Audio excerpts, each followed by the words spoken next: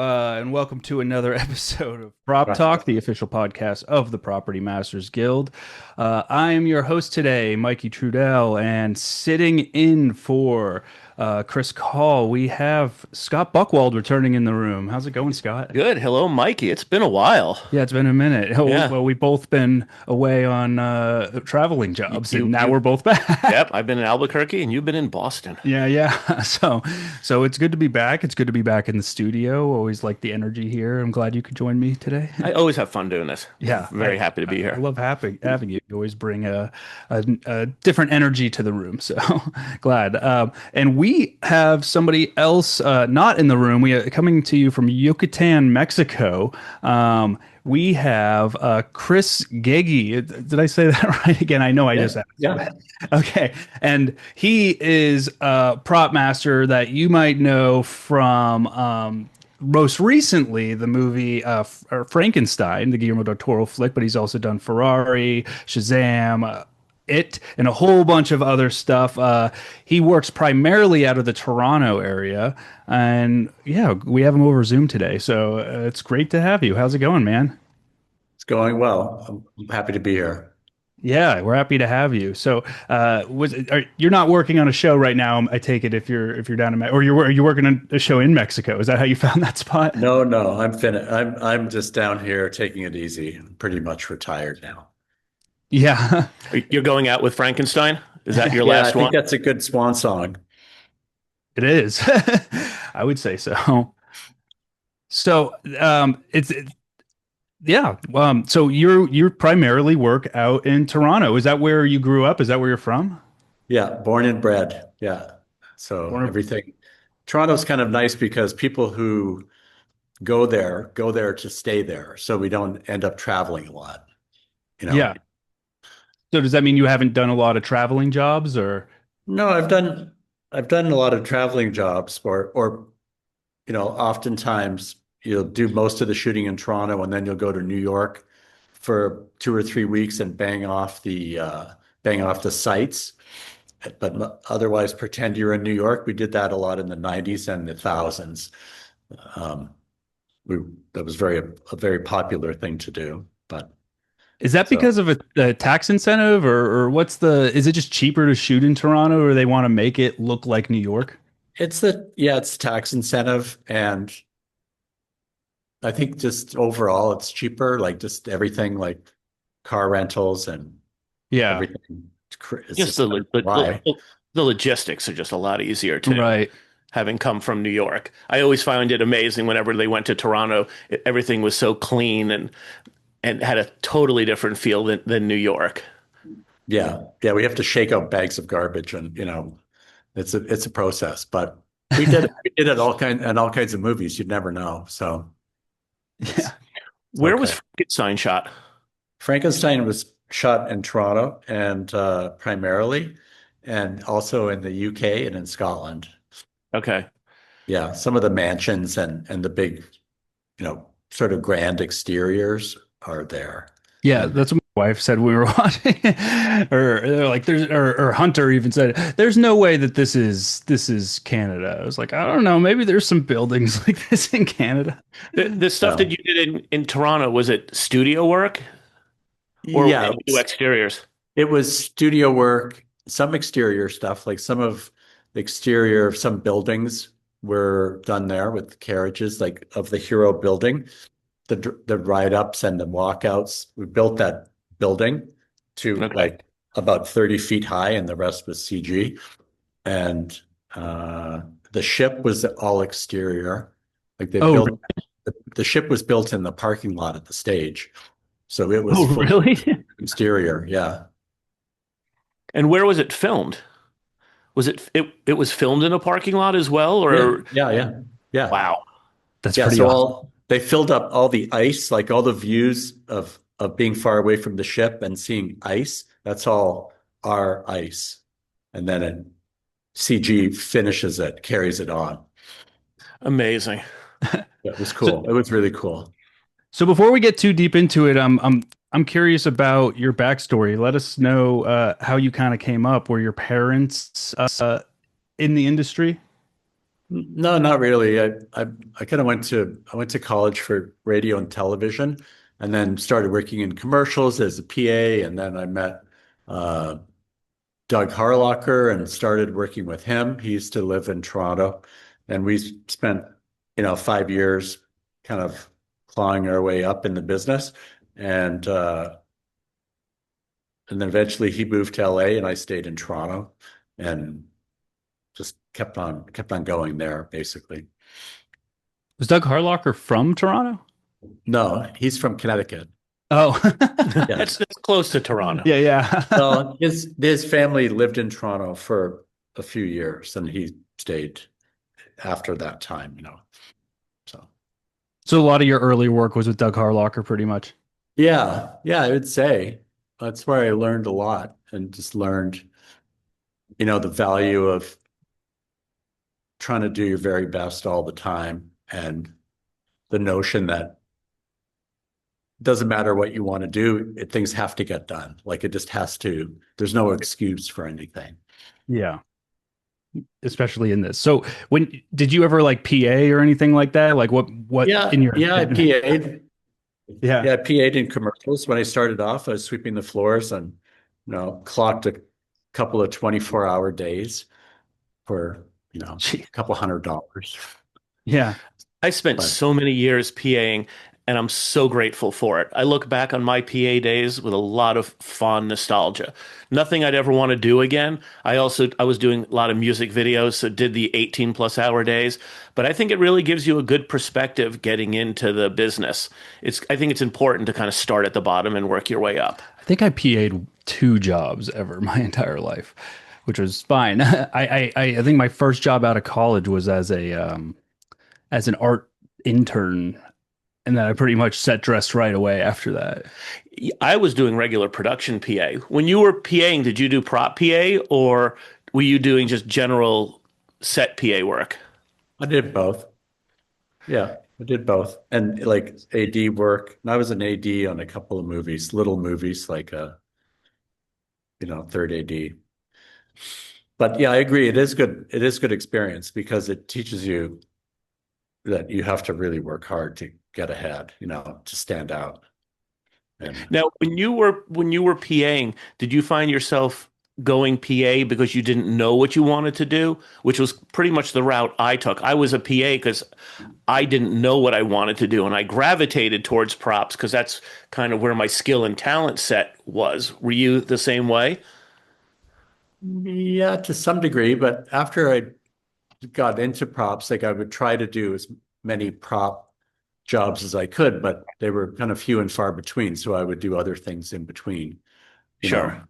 and because I preferred doing that. But I was okay with doing AD kind of work too. Like it was fun to, on commercials, sometime I got to say roll sound and turn over, and I like doing that.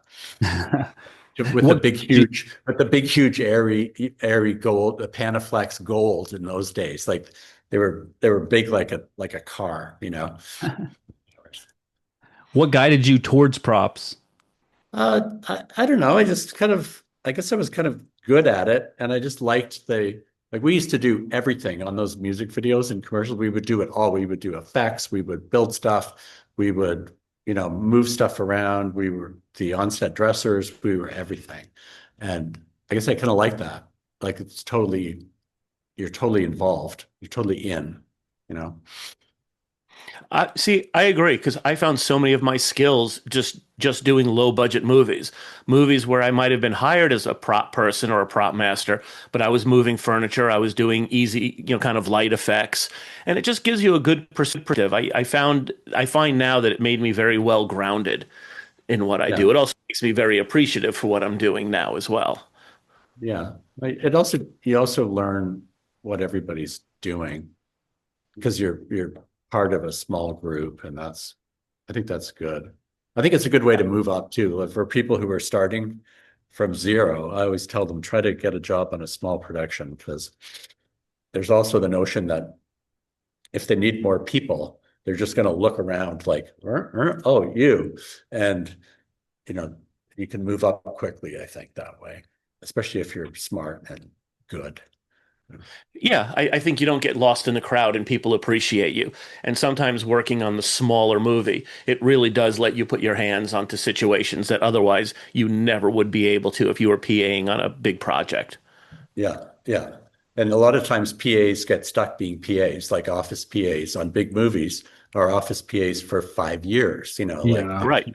because they're really good at it. And it's like, wow, who wants to do that for 5 years? Like I was a PA for, I want to say like 8 months or Yeah. something, you Yeah, know. I did it for a solid 3 years, all in New York City. Well, it's competitive there. I respect that. Yeah. It's not just competitive, but it's pretty harsh. The winters are unbearable. The summers are hot. I mean, I go back now in the winters and I see people filming, and I just see them scraping ice off the back of lift gates and PAs standing on the streets with walkie-talkies. And I just remember being there, and it amazes me now that I was once 25 years old just starting in the industry. Yeah. I love the New York PAs because when I would go down there, they would try to impress me so that I would say good things about them to the ADs so they could get more days, right? Right. So they would say to me, "Can I get you a sandwich or anything from Kraft?" And I'd say, "Yeah, sure, sandwich would be great, thank you." And they would like run to the Kraft truck and they would run back. Here you go. Anything else I could do for you? And it's like, wow, you really didn't have to run, but that they're Yeah. just trying that hard to do it. It's very very impressive. That's so funny. So you knew you wanted to do props then fairly quickly once you started in the industry. Yeah, yeah, I did. Yeah. Was I there mean, somebody that you kind of came up with, I mean, under that you had as a mentor that you would say well, Doug Harlocker, I guess, was my mentor. He was really the only guy that I ever worked for in before you props. started prop mastering? Pretty much, yeah. Like I would say, like it's kind of, yeah, I didn't work with anybody else like before I prop mastered because it just sort of was a natural, like I just became a prop master. Yeah. It was Man, just a Doug Hart. natural thing. Like I just Yeah. got hired to do that on pretty good sized things, Yeah. it's Over natural. the years, has Doug ever worked for you? Did the student Worked ever for become? me, no, no, I've asked him a few questions about cast that he's had on other movies. That's about it. And yeah, that's the extent of our business together. When 'cause you were saying now that you're retiring or retired, do you look back on your career? Does it seem almost like a blur? Like, do you ever sit around and think, did this actually happen?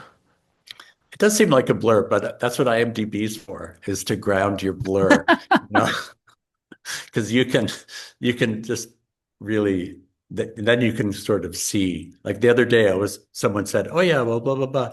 We've been doing that for 10 years," and I thought, 10 years, what does that mean? So I go to IMDb to figure out what 10 years means, and then I can sort of frame. Oh yeah, I was doing this and I did that, and oh yeah, that's what we're talking about that time, and I get it. It's just because it always amazes me. Sometimes now I'm at that point where PAs will be talking about movies that they'll look at my IMDb page and they'll say, "Oh my God, you were a PA on the first Ninja Turtle movie," and and it's very odd to me because then they'll say something like, my when my father was a kid, that was his favorite movie, and it's like, shut up. But Right.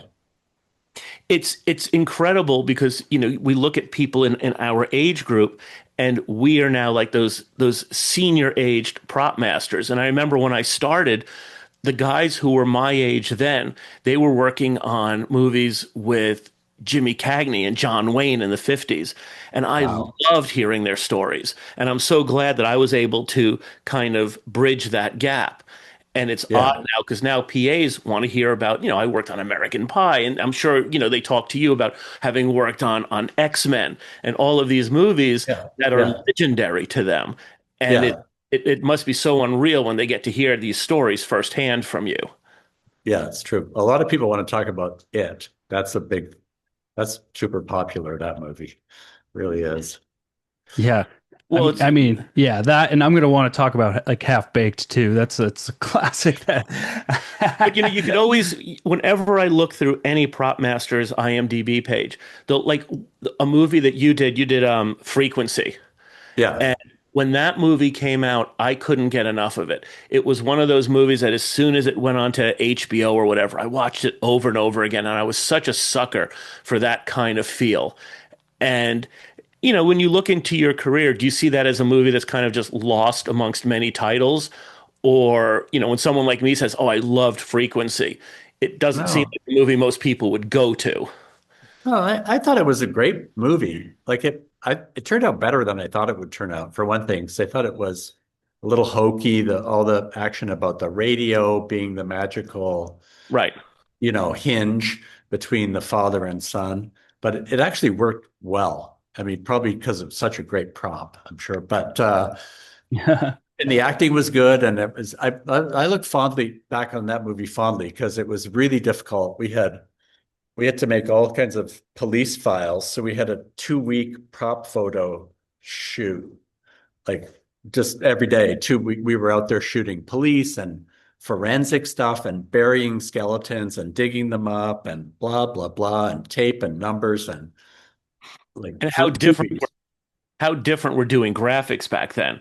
Because think about doing that same thing today, how much easier it is to put all that together. Yeah, yeah, we probably weren't too computerized, although we were probably somewhat I'm sure we must have been computerized. Yeah, we were for sure. But yeah, it's a lot easier now for sure. Definitely. Do you ever look at older movies you did? Because just keeping with Frequency, that was what, 30, almost 30 years ago? No, 26 years ago. Yeah. 26 Okay. years ago. Do you ever think about the age you were for some of your older movies and just think, how in the world did I pull that off at, 30 years old?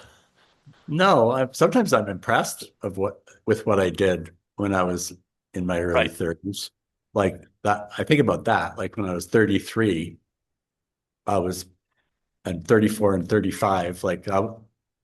I was doing some big things, and I think I'm proud of that. And Do you you know, think could you have pulled off Frankenstein back in no, 2000? no, no, I didn't have enough. I didn't have enough in my arsenal, like enough secret weapons, and Right. I didn't have enough good people. I didn't know. I wasn't surrounded with people that could deliver for me too, like people helping me and sit, on the It, team. it's great to hear you say that because unlike so many other professions, as a prop master, your toolbox continues to grow. Yeah, From Yeah. the day you start until you retire, you're always learning new things.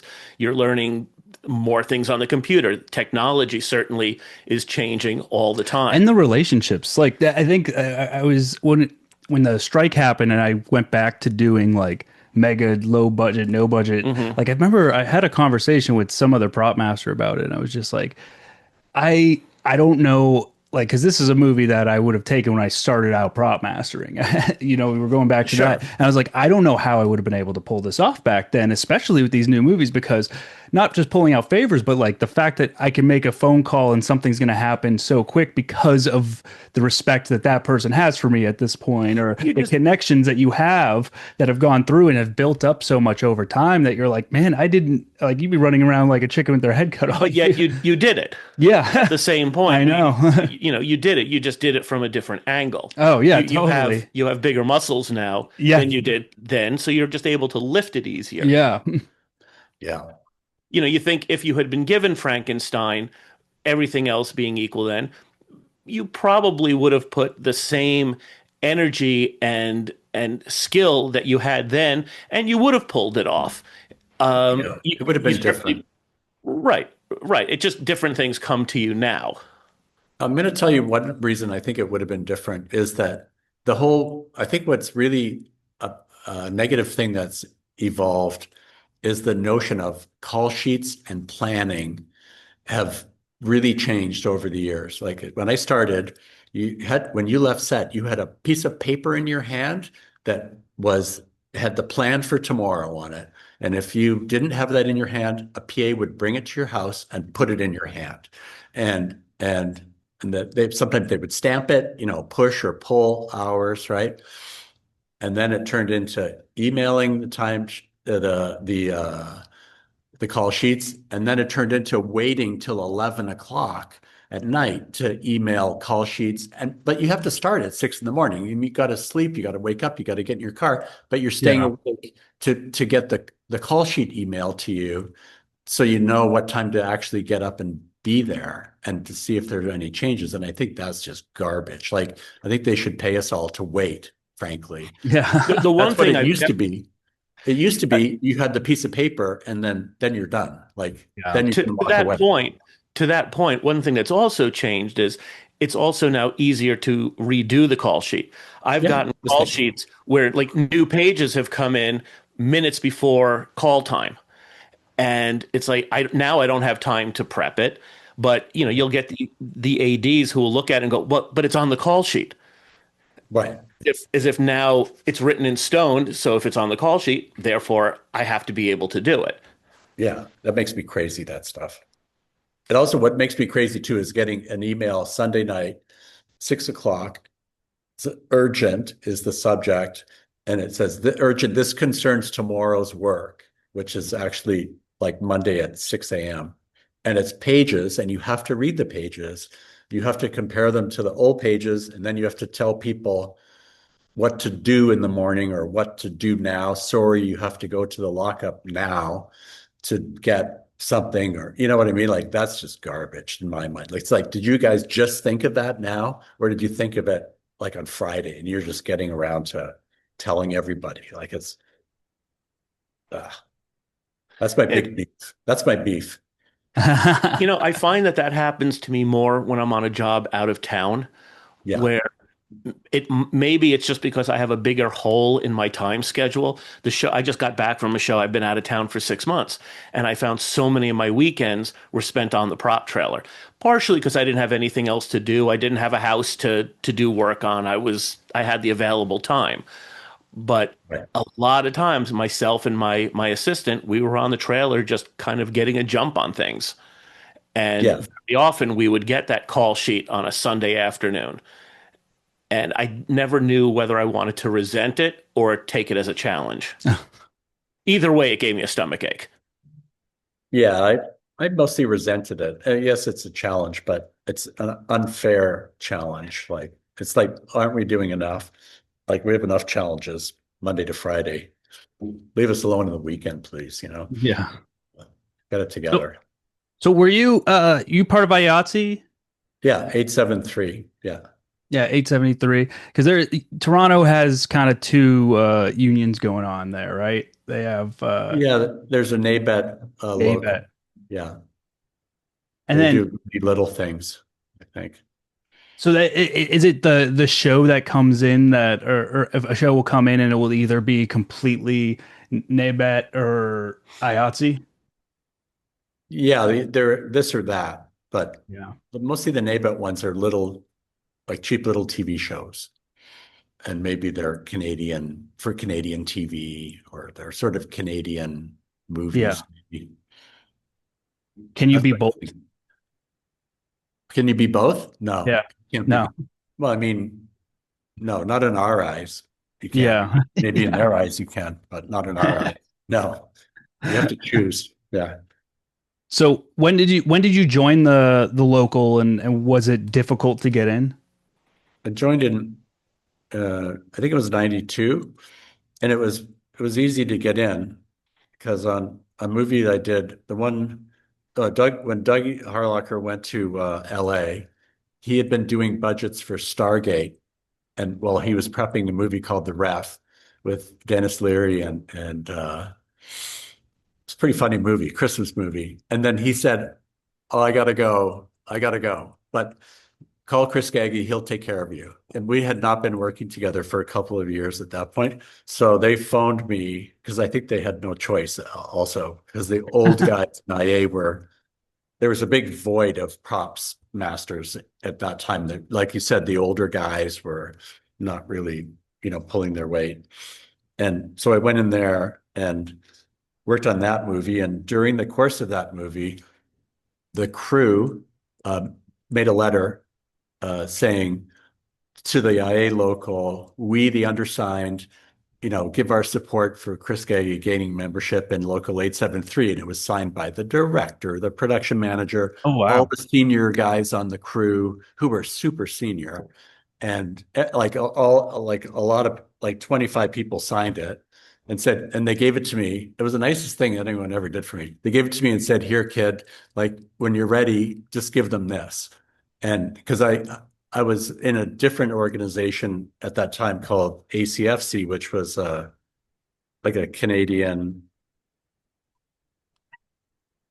union, and I was doing pretty well there. So I would do any big movie that came in, I would do it, and I sort of had the pick of things there, but just wanted to do bigger projects, So I was happy to join IA. Yeah.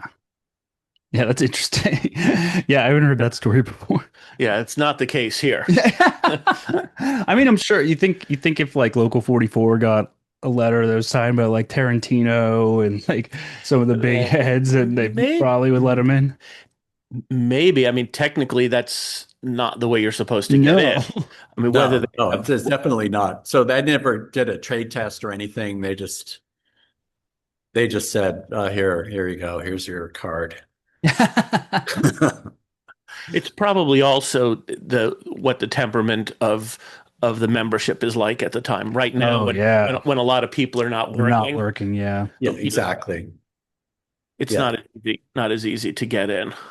Yeah. Yeah. They were happy to have a young guy like me come in and who they knew was going to be like great all the time. So it was good. Yeah. And zoom ahead, here we are. Yeah, I know. Well, it's felt Yeah. like, I mean, it was easier to join the Boston local, I think, when got in because they didn't have as many there either. Right. And again, it's always the time period. It Yeah. just depends how busy the industry Right. is and what the membership is how they're gonna react to new people coming in. Yeah. When I got in, it was all TV movies. The TV movies would be non-union during prep, and it was part of the contract. We were non-union during the prep, and the first day of shoot, we became union. So Wow. after 30 days of shooting that film, if you wanted to join, there it was. Right. And most of the movies were like that back then, right? Like the majority of them would flip and become union. Well, I wouldn't even say they were flipping because it was when I got hired on the movie, we knew that it was already spoken about, it was already discussed with the union that Yeah. the prep period was going to be non-union so that they could hire whatever crew they wanted. And then on day one of shooting, we would become a union film. And it was easier to find projects like that. Like That's that was all the projects. almost every project I did. Man. I finally went union when I got hired on a film that was union from the first day of prep. So if I wanted to be on the film, I had to join the union.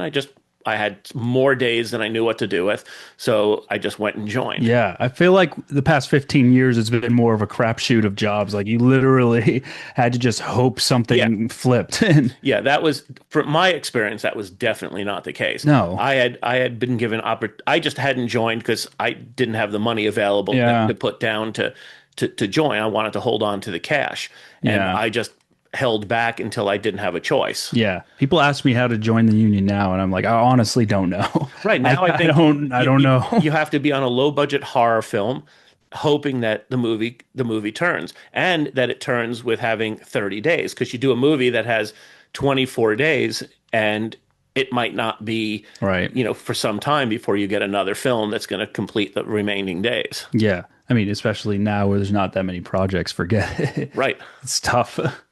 Right. Let's start out with Half Baked. Okay. I was working on that.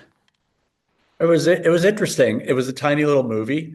Like that was a paying the rent kind of movie. And but it was fun because the guys in it were hilarious, Yeah. hilarious all the time. And so being on set was the best. Like Dave Chappelle was like Yeah. always on, always on. And Yeah. uh, yeah, and it was good. The director was interesting woman, and Yeah, we had a good time. Like it was just me. I had one assistant. It was just the two of us. Like it was that small. Yeah, And mostly I would send him off buying more like pipes and bongs and stuff. bongs all day long. But I've worked on a couple stoner flicks recently, and there's definitely a specific thing that comes with like stoner innovation props or I like remember you are a real building thing. Yeah, the you came piece. out of the trailer, it's like the mega bong or Yeah, something like yeah. that. So there's the thing definitely its own challenges. on that movie, so I made there was this bong called the Billy Bong that the guys had, that orange bong, and with the four things. So we made those, like had a glass blower make them and everything. And then somebody knocked them off, and I saw an ad for them some years later on the back of High Times magazine. Like it was an exact copy of my bong. And That's a claim of fame right I there. think yeah, it was pretty funny. having also done some stoner films in the day, I think one thing that's very unique in stoner films, you could do slasher movies. None of the filmmakers are slashers. You could do a stoner film. Everyone is a stoner. Yeah. That's funny. It is one of the films where art imitates Yeah, life. yeah. Yeah. And Yeah. everybody has something to say on Right. it. You can't mess up. Well, I just remember my assistant would be rolling joints for different movies, and you would have every grip, every transpo guy, everybody's looking over his shoulder, telling him how to really Oh do it. yeah. Yeah, Every, everybody's an expert. Yeah, thanks. everybody's an expert when it Yeah, comes to that. But when you're doing a slasher film, you don't have anybody telling you the best way to gut a Yeah. person. that's right. That's You funny. actually did one. You did Wrong Turn, which is Yeah. truly to me one of the great slasher horror movies. Oh, I good. remember I remember seeing that in the theater, and it was one of the few times I was able to fall into a horror movie where it was really terrifying. Oh, good. I'm glad you liked it. I don't think I ever saw it. I don't think I, Really, it's yeah, yeah. it's very well done. It's a very quality movie. It is set aside from because that was kind of the end of the era of the Friday the 13th. That kind of movie was kind of starting to Yeah, trickle down, and it was very well done. I mean, yeah, it was it was a good crew for sure. I remember that it was a good crew, and I remember that it was a really super hot summer, and we ended up shooting in the woods all the time, which was the about the whole movie is coolest place you could outdoors. be. Yeah, it was really nice to be outdoors. And the whole movie took place during the day because they couldn't afford lights. Like they said, no, there's no night shooting. No, no, no, fuck that. And so everything was the day. So it gets dark. It's Friday night. It's getting dark. See you later. And we would have barbecues on Friday night. Like a different department would sponsor the barbecue in the parking lot. It That's was That's really great. pretty cool. awesome. Yeah, it was really cool. Yeah.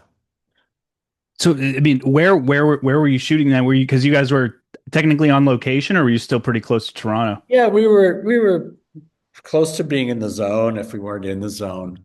Like there, we were in parks, and we have these things called conservation areas that are like parks.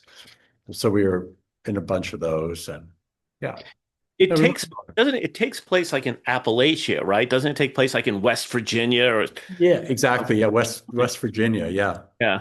yeah. But one of the main cabin and the main like the hillbilly world was in a big park in the suburbs of Toronto, this place called Scarborough, which is a much maligned suburb, but it's a good location for a lot of things. Just yeah, you should go see it now. What's fun about seeing movies. I make sure to see everything I've worked on. But one thing I love is when I revisit something I worked on a long time ago. It's Yeah. amazing how it becomes a scrapbook because you'll watch if you go to see Wrong Turn now, you'll think of where you were standing when that particular scene happened or what was going on that day. It's amazing how many memories start to just come. Oh, absolutely. I'm just thinking now about there was one of the actresses in that movie who was, a lovely young woman, and it had to tie her up like many times. That's what the hillbillies did. And I remember that. That was like interesting. But But it's another one of those things that you blink and all of a sudden that movie is, 30 years ago. yeah. And you Yeah, just that's wonder true. That's where a all long that time time ago. went. I have a now 29-year-old son, and everything I do, I always remember him visiting me on set. And that's how I gauge it. If I want to remember when a certain movie was without going on IMDb, I'll think how old my son Theo was when he came to visit me, and then I just do the math. Right. Yeah. I had one child born on Frequency, and I had two children born on X-Men. Oh, So, really? yeah. How long did X-Men shoot for? Well, it should for a long time, but they were twins. It's not like they Oh, were like Irish twins. I They was were like, actual whoa. twins.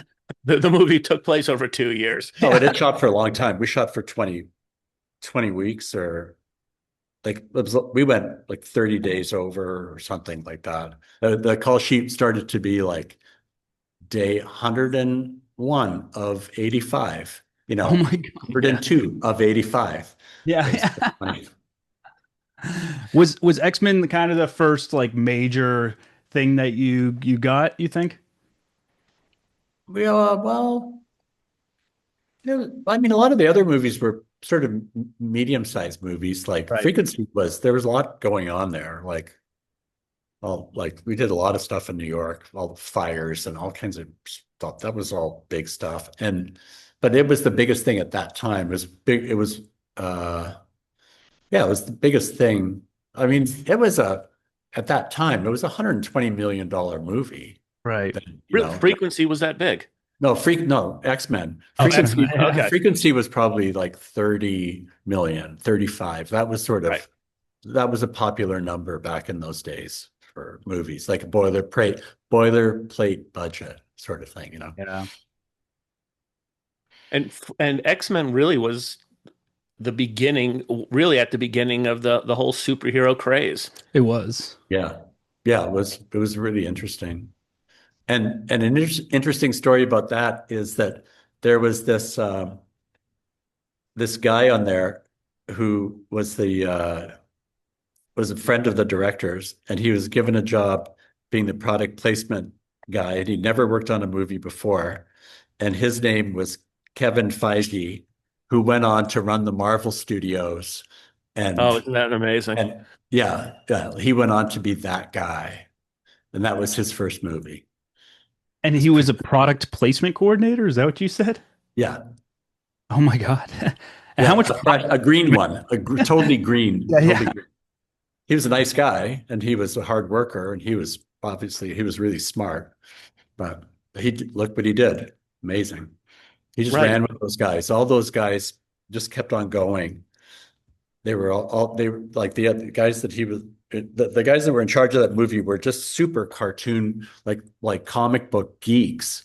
And Oh we were yeah. saying, man, I don't know. I don't get this. Like it's not Batman, it's not Superman. Like who reads this shit? And I guess kids like it and stuff. Yeah. And Turns out a lot of people. yeah, it turned out to be super cool. But yeah, it was really satisfying to work on because they I got mean, to just it run truly with a was. lot of things. It truly was the beginning of an era, and it doesn't seem like it's slowed down at all. And then Hmm. you did Shazam as well. Yeah, Shazam was fun. That was a lot of fun. And So, similar too, because there's no blood. There's no blood and gore with those kind of movies. There's violence, but it's kind of comic violence in a way, like people getting thrown yeah. Shazam across a even huge more so. room. Pardon Yeah. me? Shazam even more so. It seemed Oh one yeah. of the not one of the lightest of all of the superhero movies. There was definitely a kind of comedic feel to the movie. Yeah, I think it was really made for like 12-year-old boys. I think that was the target audience for Yeah. that movie. Yeah. And I could work on Shazam movies like every day. Like I love those kind of things. Really big, lots of money, like nothing bad happens to anybody. Really cheery cast, And great lots of producers. custom builds and stuff like that too, Oh yeah, right? we made all kinds of stuff. It was fun. And yeah, it was a lot of fun. I liked it a lot. I could do that every day. Yeah, Shazam. When you do a movie like Shazam where there is a lot of building, do Yeah. you tend to break your department up to where you have somebody who's kind of concentrating on the building? How do you departmentalize your department? Good No, question. I take care of the building, generally speaking. On Frankenstein, we kind of split it up between myself and Emma Monahan, and who is an assistant property master on that. She's awesome, and she took care of a lot of the builds because I was just it was so big, that movie just kept, and they kept adding things and not taking anything away. You know what I mean? It's not Yeah. like, oh, we're going to swap this out. It's just like, no, we're going to add. So it was, I was really lucky to have her there. That's for sure. Did you guys have concept artists on your team or Yeah. Yeah. Yeah, we did. We hired concept artists. I think, I don't know if we had Ray Lai on that. Oh, maybe mostly we had Andy Sang. He was doing a lot of the concept work for us. He was actually he was in the art department, and he's super fast. Great. He's great. Now, when you do concept art, do you generate that within the prop department, or does that come via the production designer? Or is it sometimes both? Well, usually it's both. Like sometimes it depends what it is. Like there's an evolution of some things like that we sometimes it comes from the like in Guillermo's case, he works with the guy Davis, who does a lot of concept art for things. And he also, yeah, he does a lot of the concept art. And then the production designer takes that and like incorporates that into the keyframes. And then I get into it in a more detailed way and start doing things like making mock-ups of things out of cardboard, for yeah. example, to say, and then you can hold the thing, like the big doctor's bag for Victor and Frankenstein. Here it is like an inch smaller, like an inch Yeah. smaller, like that, like this little, because it makes like an inch is a ton. And you don't want to go down the road and say, fuck, I wish that was an inch smaller. Like you just figure it out with the cardboard. And Yeah. and we would laser cut the cardboard. Like it looked pretty good. Like it looked super good. And Learn cardboard's the way to go. It's great that you think of that. Now, is that something that you learned from someone else, or was that your idea to present things that no, way? I just always make mock-ups of things. Like even if they're just out of plasticine or anything, just so you can put it in your hand and see how big it is. Like, Right. or put it in if it's for a woman, you find a woman like in the office who's the right size and just say, here, just like do this, do that, do this, do that, take pictures of them. Yeah. And then you can look at a picture and see like, oh, that thing's too big or too small or whatever. And then you can figure it out and then you can show it, and say, here, we dicked around with the size plenty. I think this is it. Like, here it is. Boom. Because I love doing that. Like, here it is my kind of, I don't like to show like a million choices of things. I like to like get it going and say, this is what I think is the best way to go. Right. This is it here. And How long did you have for pre-production for prep on Frankenstein? well, it was weird because they hadn't budgeted the movie, uh, the prop part of the movie properly, so they didn't put in enough prep, nowhere near, but they didn't want to put in more money to it, so I started kind of part-time on it. I want to say it was maybe 5 months out, Oh wow.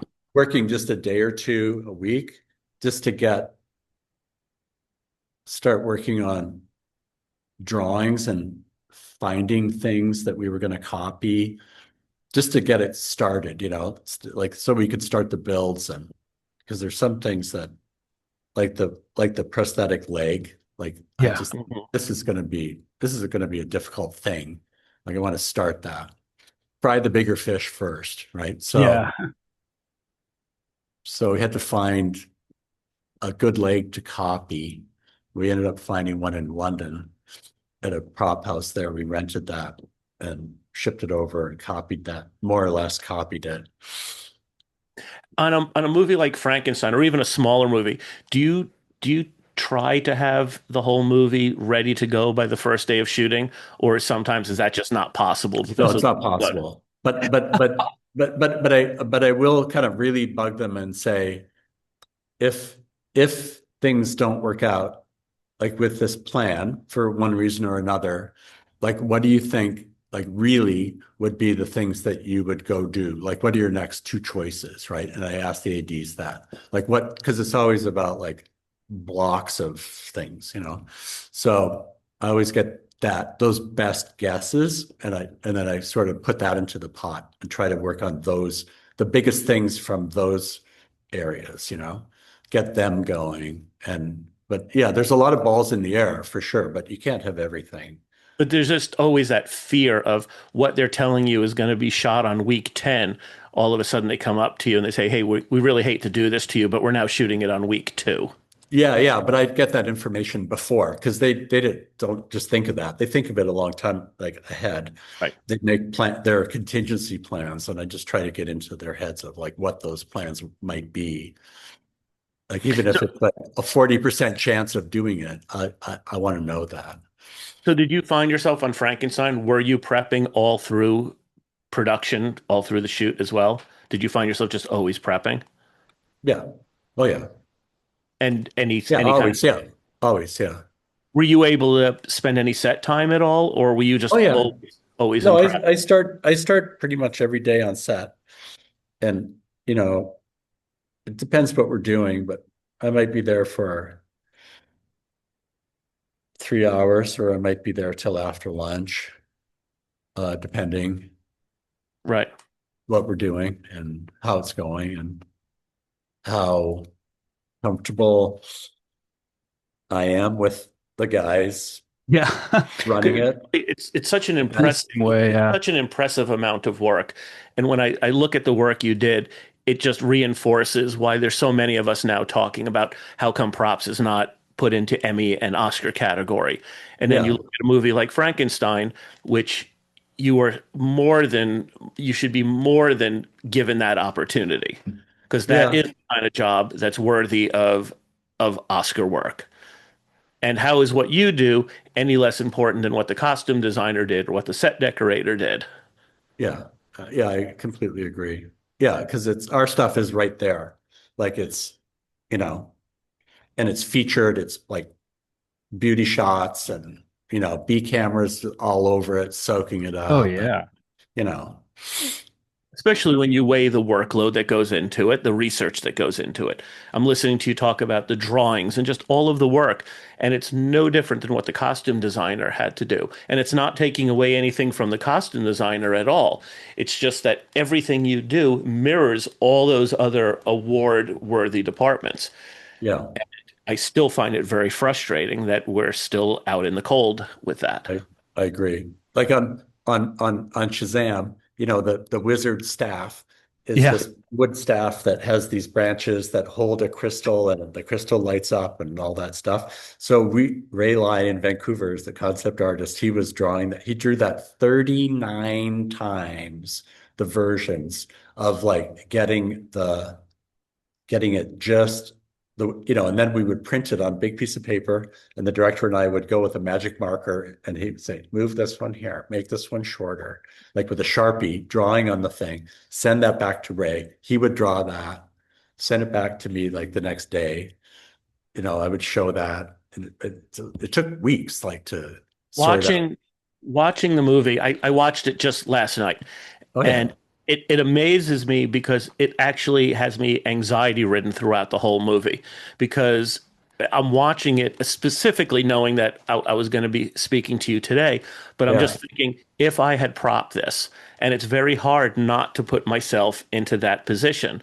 And sure, the show that I just finished was prop wise very easy compared to Frankenstein, but we were busy all the time.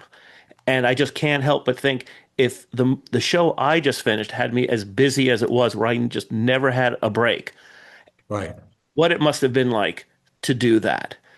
And yeah, I know Teresa Corvino likes talking about the coffee cup shows, where the big prop might just be a coffee cup, but you should never underestimate or undervalue how much work sometimes, how many show and tells, how much hunting and gathering you have to do just for a coffee cup.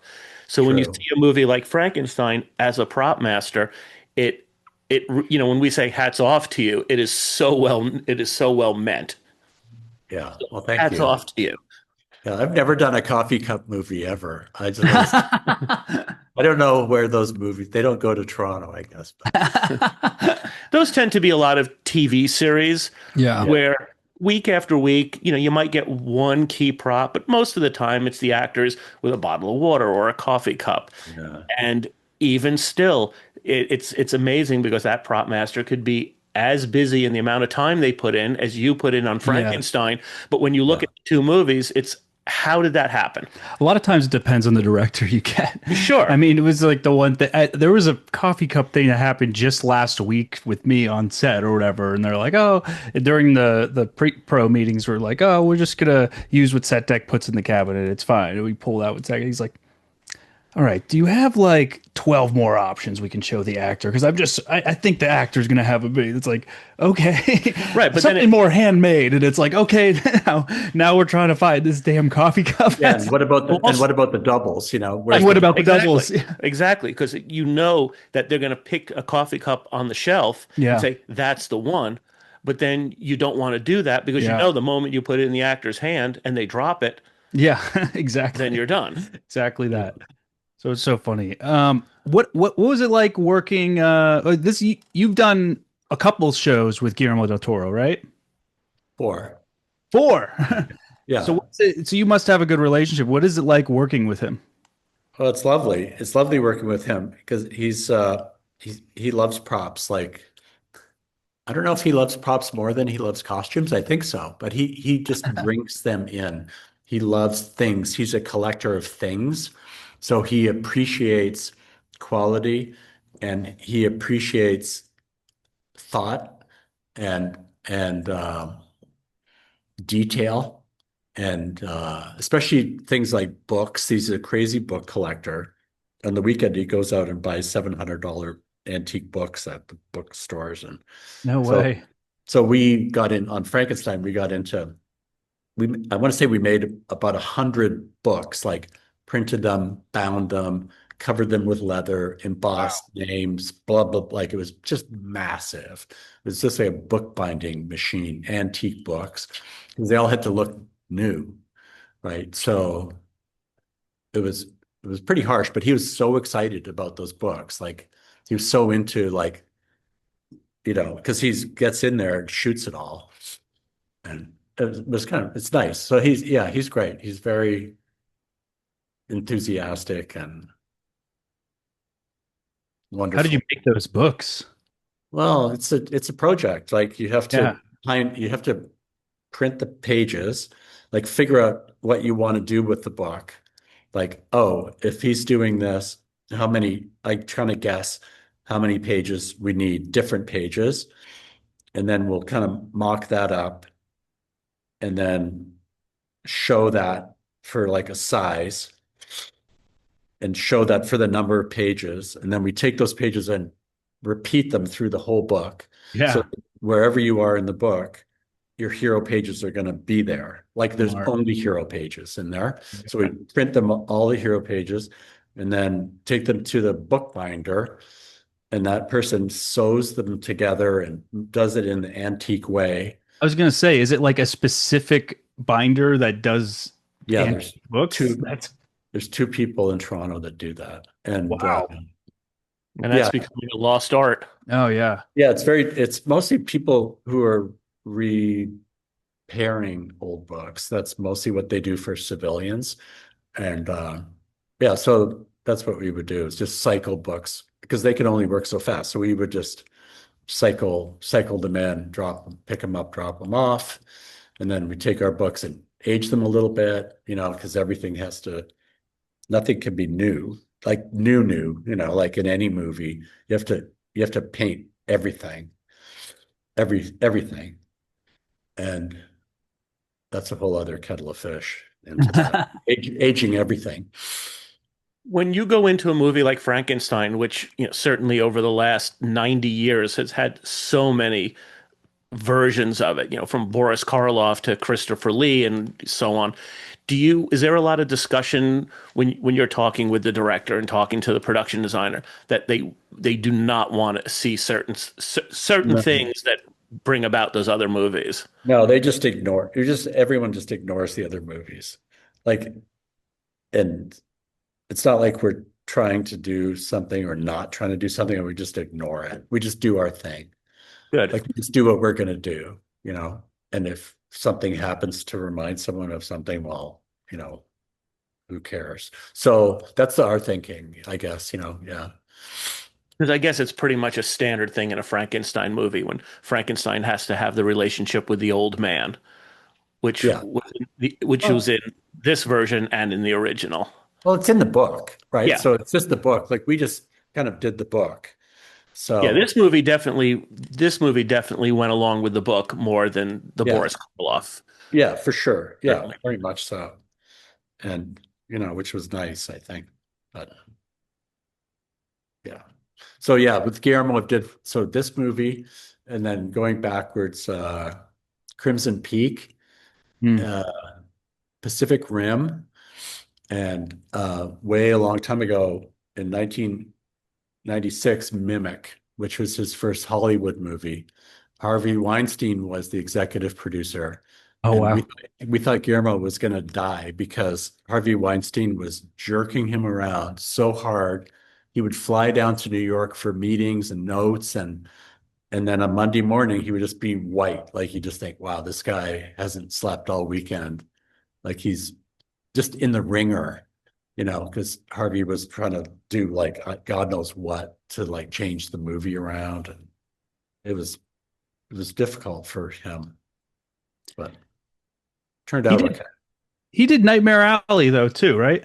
Yeah, yeah, Yeah, which he did, which I mean, there was a lot of props in that movie also. yeah. There was a lot of props in that movie, old from a long time ago. So we had to. Yeah. The thing is, when you do stuff like that, like anything from that time, any real thing from that time is garbage. Yeah. And and mostly you're never going to find two of anything that are, so we like for things like Stan's bag that he carries. Guillermo gave me a bag at the beginning. He said, I want this to be Stan's bag. And it's like, okay, thanks. Okay, Guillermo. I said, we're going to do is we're going to copy this because we can't just have one. Like, it has to fall in the mud. It has to blah, blah, blah, blah, Yeah. blah. And I said, we'll copy it. And he said, okay. So we went out and found bags that are like that and stripped them for parts, like for the closures and the parts that you see, and then we made other parts that you don't see, like the frame of it, and welded them and whatnot, and then like created the bag. Like, basically, it's upholstery, I guess, but Yeah. we made many of those bags, like six or something, and Well, at least you got the bag and you didn't have the director just pull up photo off of Google and say, "Here's the bag I want." Yeah. yeah, yeah, it was. I mean, true, but there was a lot going on in that movie. There was tons going on with the carnival and Oh yeah. all that, everything. Yeah, it was big. Yeah. Do you usually do like a formal show and tell with Guillermo? I do show and tell with all directors, Mhm. him included, every week, and I do it like, here's where I'm at with everything that I'm ready to talk about, and we lay out like a million folding tables and put it all out. Like, here's the State of the Union. These are the newspapers. This is the direction I'm going with watch fobs. This is where I'm going with glasses, and this and that and this and that and this and that, like everything all the time, every week. And then and I start that as early as I can, like after I have the first big meeting or two with the director, like fall back, do the budget, start getting things. And that's I find that to be super helpful because you're not saving anything up. There's no surprises. You do try to get into the big stuff, show your cardboard mock-ups of stuff for size, show mock-ups of books. Like we always show, like, here's a book that here's the size we want to make it, here's the thickness we want to make it, but you show like things, you show like this is the book that's for the size. This is the book that's for the thickness. This is the book that we're going to cover the vibe for the cover. Like this, so you put all those things together, like that's going to be your prop, and they can just say, yeah, that's good. Right. So, because really they want to say yes. You just have to give them something to say yes to, right? Like something really detailed that they can say, yeah, that's great. And then they feel, because a lot of I think in the movie business, it's really a confidence game. And when they want to have confidence in you, and you want to make it easy for them to have confidence in you. And when they don't have confidence in you, you're fucked. Yeah. And because it all just falls to hell. Yeah. So is that something that you like, because is that something where you go in and you talk to the ADs and you request right off the bat? You say like, okay, at the end of every week, I want a show and tell, just to Yeah. put in the Try to schedule. do them in the middle of the week. I try to do them on like Thursday or Wednesday Yeah. because that gives me time to like ramp it up, and it gives me time to wrap it out. Because a lot of times you got to take the guns back, or you got to take the whatever back to the people that you rented things, like for in Frankenstein, like Harlander's cameras, right? So I rented a bunch of antique cameras. They're come in a whole variety of sizes, and we laid them out and said, well, what do you think? Which one should we copy? And it ended up being like, oh, take the front shape of this one, but put it on that camera there. Like that's a good size, and make the bellows like those bellows. And it's like, okay. And then we can draw that, like have the graphics dude draw it up. Like with those, we take pictures and say here and measure it and say, here, like draw this. And then we try to get the drawing correct. Yeah. Like, because that's always the project, is getting it to look right. And then they can put numbers to it, and then you can give it to the builder Yeah. In a and get movie a like quote. in a movie like this where you do have so much graphics, so much building, do you what order do you do your budget in? Do you wait for production to tell you what your budget is and then you break it up accordingly, or do you present a budget? Well, sometimes I ask them what it is in advance, just so I know how bad it's going to be. And then sometimes I just put it in, like sometimes they want the real thing, and sometimes they don't want the real thing. And then sometimes they say, oh, well, can you make it be, this? And I said, well, yeah, but this is I'm just telling you what everything's going to cost. Like, because I write everything down, like every goddamn thing, like, oh, yeah, the thing of the hero toothpick thing, Yeah. Right. $200, right? Everything. And it's just like a huge spreadsheet. And it's like, and I say to them, what do you want to go tell the director to take off the list? Like, Yeah. what are you going to ask to take off? And they say, well, I'm not doing that. And I said, well, I'm not doing it either. Yeah. Like, that's not my job to do that. Like I'm the delivery, I'm the maitre d' and the waiter, right? Yeah. The script is my menu, and the director is my customer, and that's what I do.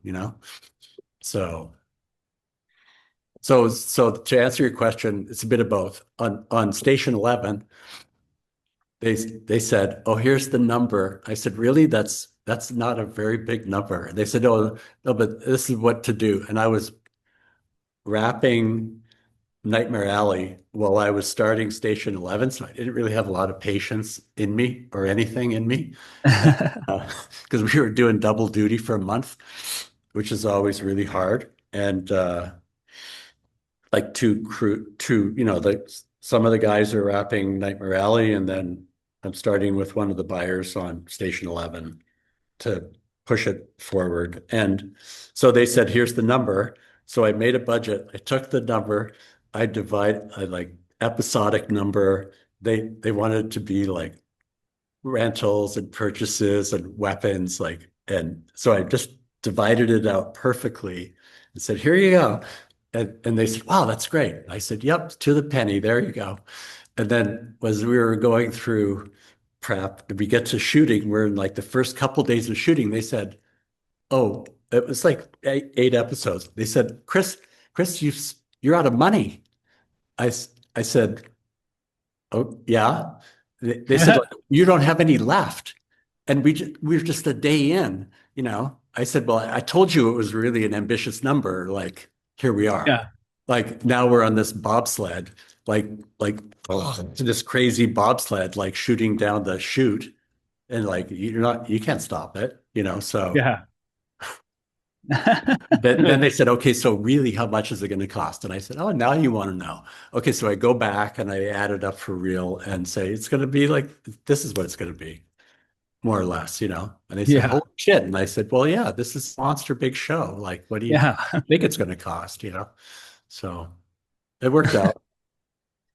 It's just fascinating because I love talking to other prop masters because we all have the same situation. Oh yeah. There's nothing unique. And again, from the smallest coffee cup show to the Frankenstein movie, it's the same.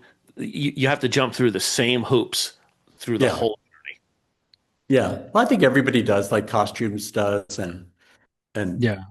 like I have a good story from Chicago. So the costume designer on Chicago won an Oscar for that movie, and I think she already had one from another movie. Colleen Atwood. She's a heavyweight. She's also a single mom. She's tough as nails, and we put in our budgets for that show. And I said, "So, Colleen, you get your budget in? Like, what are they doing to you?"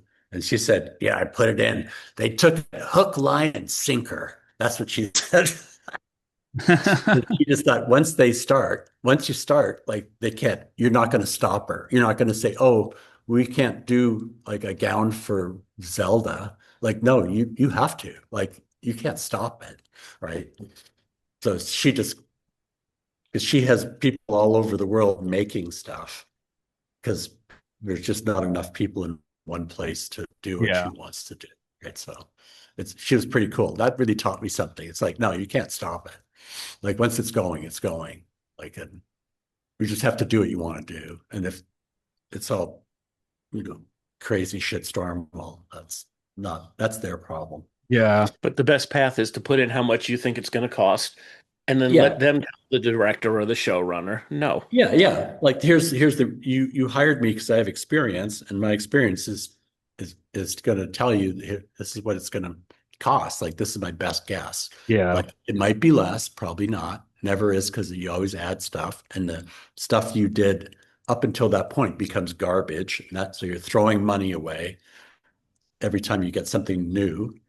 Except on Frankenstein, we would just add, but Yeah. and that's why it just costs a lot. Like it always costs a lot. Like it just does, you know? Yeah. I do want to I want to talk about the prop that one of my favorite props in the movie is the revolving blunderbuss. Yeah. What was the process in getting that, and was it all functional, and did it actually shoot? Yeah, it did. It actually shot. We started off, Guillermo had a kind of an idea of, you know, what it should be. And we started looking at pictures. Like there were a lot of crazy guns back in those days Yeah. were made. So we started figuring it out from pictures, and then we started to draw it in a more serious way to figure out the size and everything. And the like, and then we printed one. We did a 3D print Oh, just cool. to see what that was like. And that was good. And then we started like machining it and everything. But yeah, it all worked. You know, the effects guys had to make it fire. Like there was they had to, I don't remember what they had to put in something extra, but it was pretty good. It did rotate and everything. And it was one of those Yeah. things that every time it was on set, like everyone would want to really look at it. And Yeah. like it drew people in, you know, and it turned out pretty well, I think. And in the movie, it was featured nicely. And, you know, so we're pretty proud of that. Oh yeah. It was like the thing. Go Yeah, get yeah, it. It's yeah. the one Go get thing the that was. blunderbuss. Yeah. Yeah. I loved Yeah. that. That was fun. Yeah. So Charlie Taylor, he's my armor in Toronto at the Movie Arms Group. His guys made that, and they're very very talented. And they use black powder in it. No, it was some sort of, I don't remember the charge. Like the effects guys just did. We had two of them, and we would, I think, just cycle them. Load them and fire them. Oh, cool. Yeah, right on. Oh, I have a good story for you about like firing things. Sure. In the Incredible Hulk, we had a bazooka that a dude, one of the army guys, has to fire the bazooka, and the bazooka is the kind the director wanted the kind that has you see the projectile on the front of the tube. Yeah. And it's just like, well, how can we do that? I said, well, it's probably gonna have to CG the thing. Like, let's put a green one on, and then you'll just deal with it. And this builder who was working on it, his name just escapes me right now, had this great idea, which was to make the bazooka. When you pull the trigger, smoke comes out the nozzle, and the projectile retracts into it super fast. Oof. And we did this a million times. We would take the thing and say, okay, we're going to do a test. Clear. We would say to people, clear over there, get out of there. Here we go. And we would shoot it, and fucking everybody would look over there.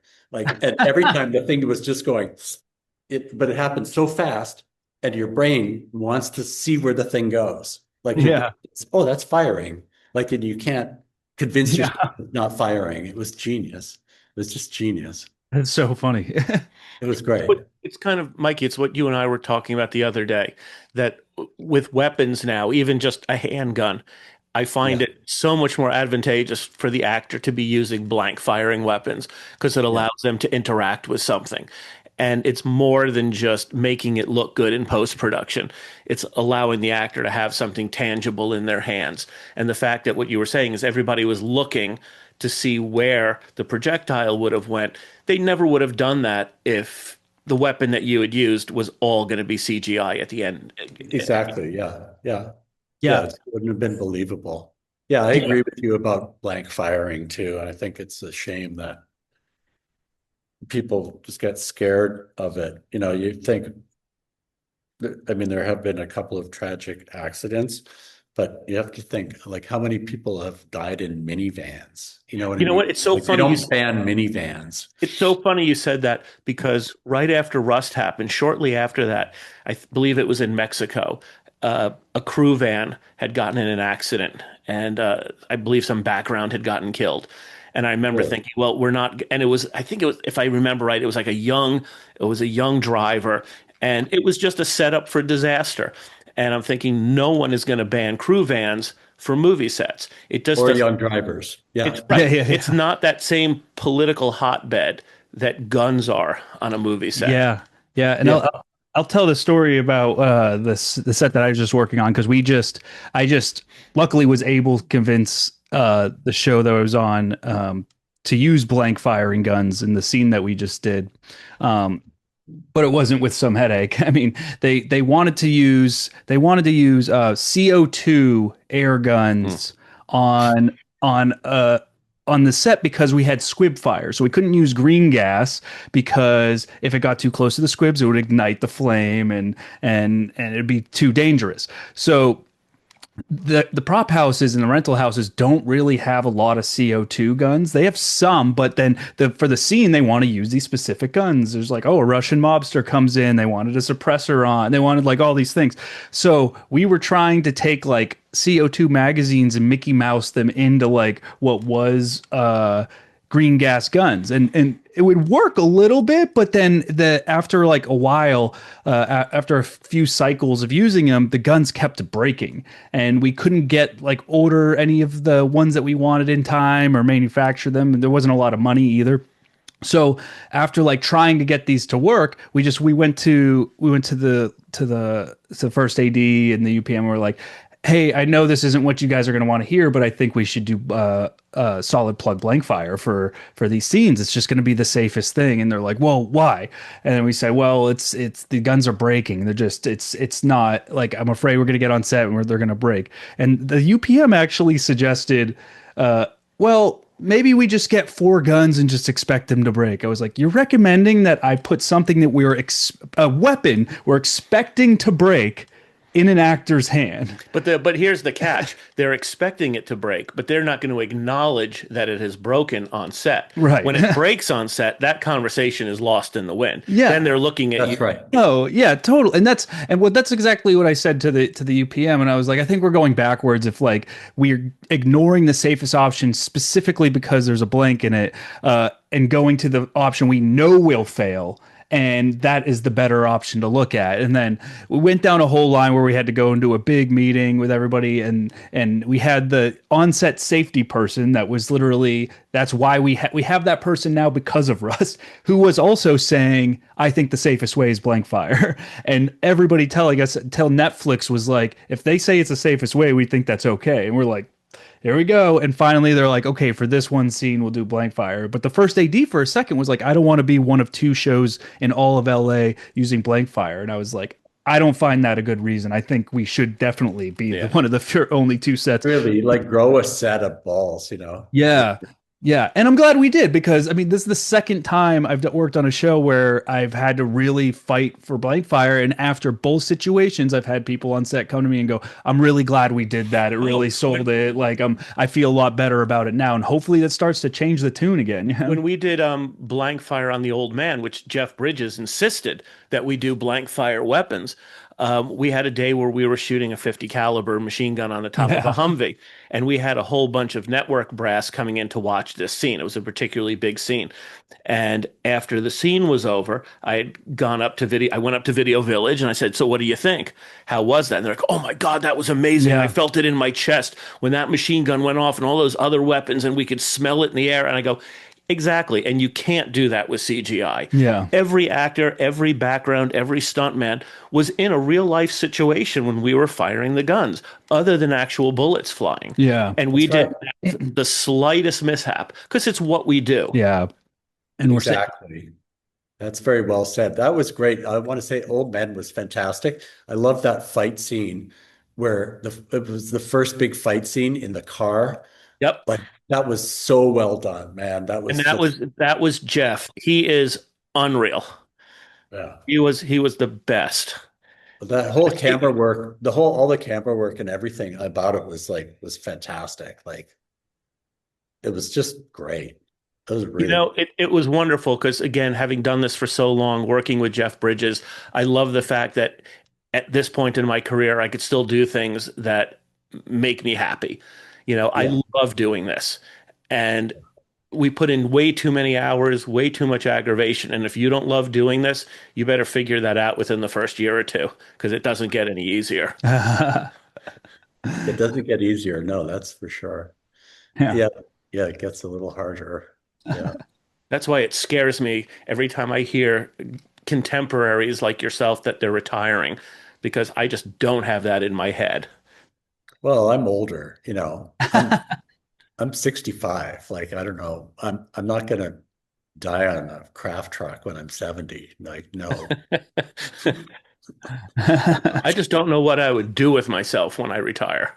You'll figure it out. Go to Yucatan. Yeah, I would end up sitting in my prop truck, model making and doing things in the ISS parking lot. That's okay. That's okay too.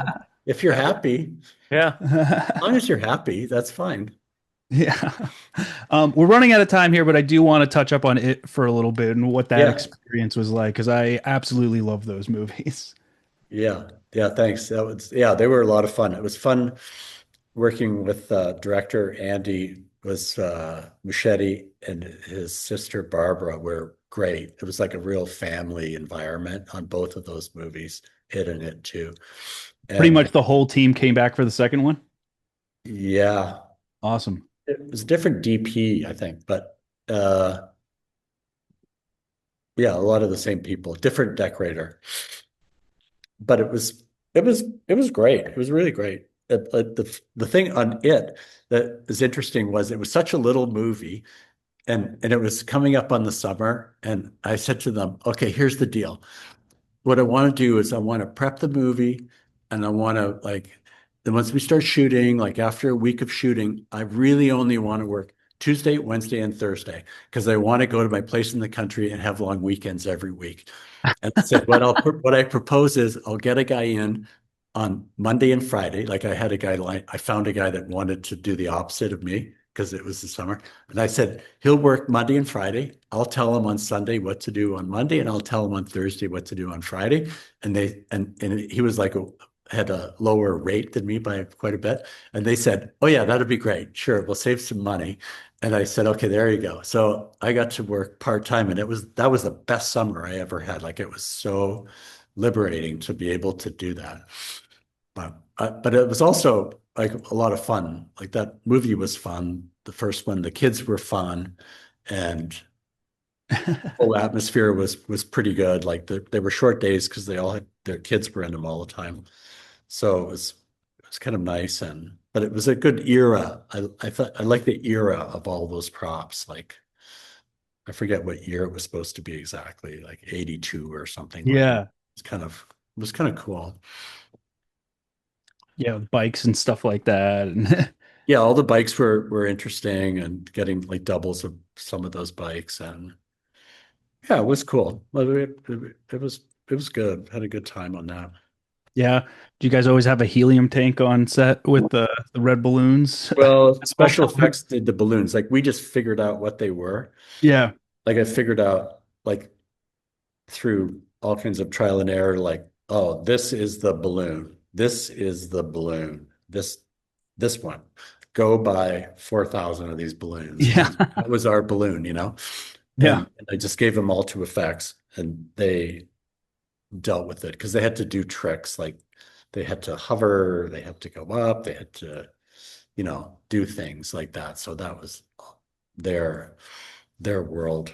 So we were just I spent a lot of time on that show, like figuring out the flashlights. There were a million, everyone has a flashlight, and I was pretty happy with those. Like we would buy these tactical flashlights that you could focus, and that you could adjust the beam, and we would put those things into all the flashlights.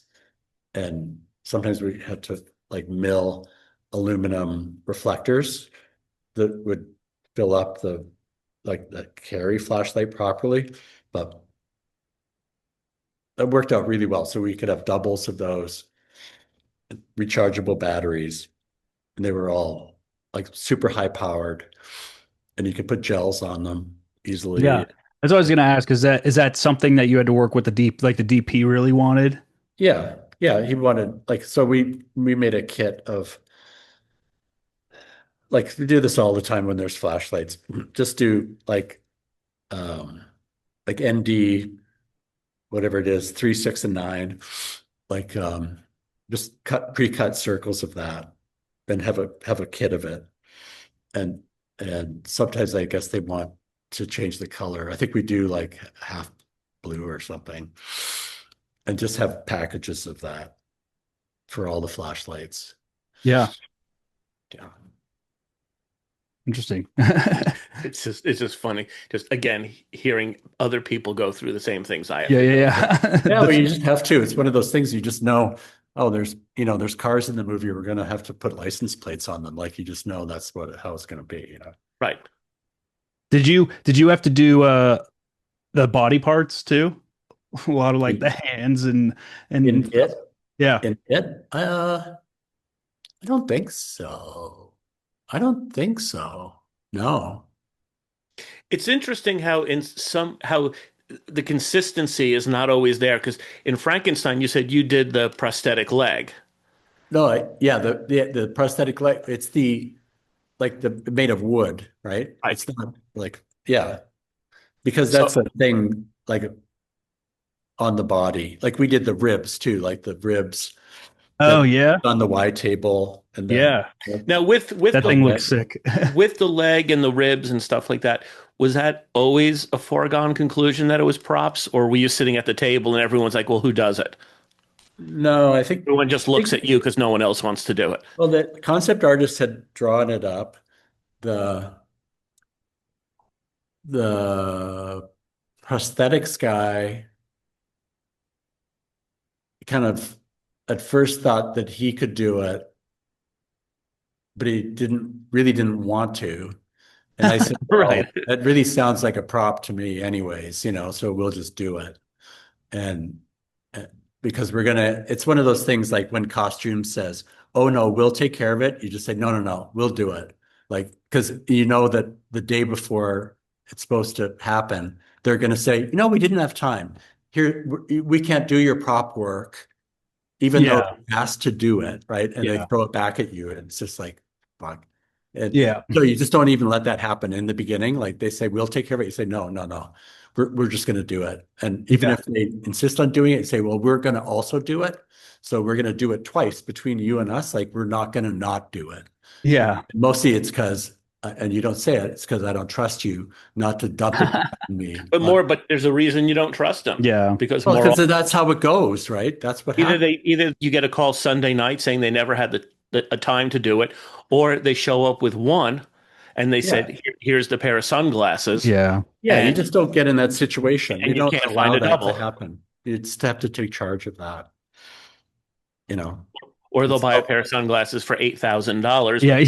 with no consideration for how much you could afford. Yeah. Because they just feel they have a Yeah. blank checkbook for yeah, that. it's always good to make it all really clear with, costumes and sets and everything, like who's doing what.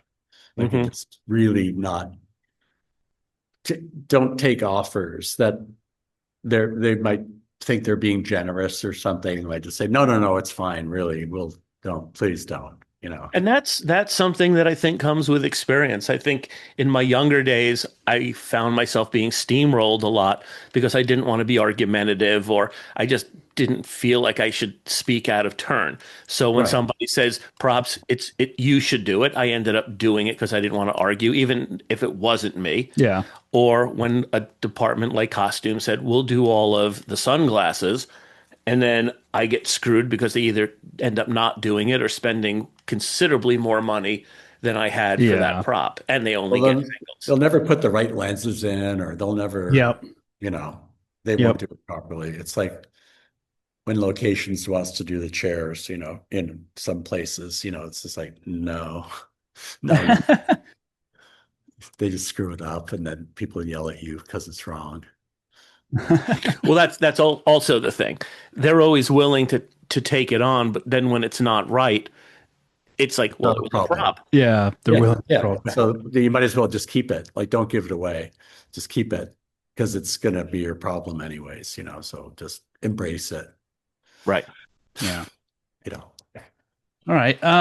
With that, it looks like we hit our time. Thank you so much for hanging out with us today. Well, it's my pleasure. It's been a lot of fun, guys. It's been Yeah, good. Chris. This is Yeah. awesome. And then congratulations on Frankenstein. I think I hope you submit for the MacGuffin Awards. I Yeah. think you definitely have a fair shot there.